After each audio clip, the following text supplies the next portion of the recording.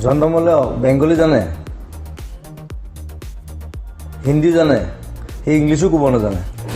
নমস্কাৰ বন্ধুসকল, হয়তো আপোনালোকে ক্লিপটো দেখি গম পাইছে যে যেতিয়া সাংবাদিক নিতুমণি শইকীয়াই জুবিন গাৰ্গক সুধিছিলে যে মন্ত্ৰী হিমন্ত বিশ্ব শৰ্মাৰ দৰে জয়ন্ত মল্ল বৰুৱাই আজিকালি আপোনাৰ ওপৰত আক্ৰমণ কৰে, চ' আপুনি তাৰ ওপৰত কেনেকুৱা ধৰণৰ মন্তব্য দিব? চ' তাৰ উত্তৰত জুবিন গাৰ্গে এনেকুৱা ধৰণৰ এটা মন্তব্য দিছিলে।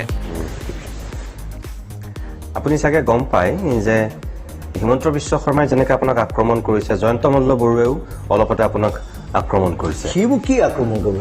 সি মোতকৈ 1 বছৰ সৰু। বি বৰুৱা অলগৰ্ধ এটা, অকল চিঞৰে, কাজিয়া কৰে, ব্ৰেইনত একো নাই। নহয় মানে আপুনি ইয়াত আন্দোলন কৰিছে, কিন্তু কেলকাতাত গৈ আপুনি আকৌ মই কেলকাতাত কৰিব, বেংগলোৰত কৰিব, মই ডেনমাৰ্কত কৰিব। দাটছ মাই শ্ব'। সি কেলকাতাত কি কৰি আছে? নে আপুনি ধৰক এতিয়া তেওঁ খেলো ইণ্ডিয়াৰ আপুনি গীত চিত গাই আছে। জন্মলে বেংগলী জানে, হিন্দী জানে, সেই ইংলিছো ক'ব নাজানে।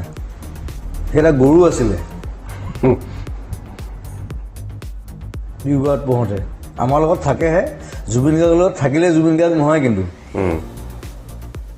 কথাটো সেইটো তাক বুজি ল'ব দিবা। সি তাক টুৰিজিমৰ কিবা দিলে, কি কৰিলে সি?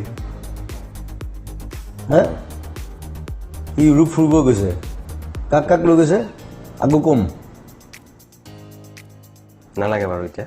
কাক কাক লৈ গৈছে দেখুৱাই দিবা।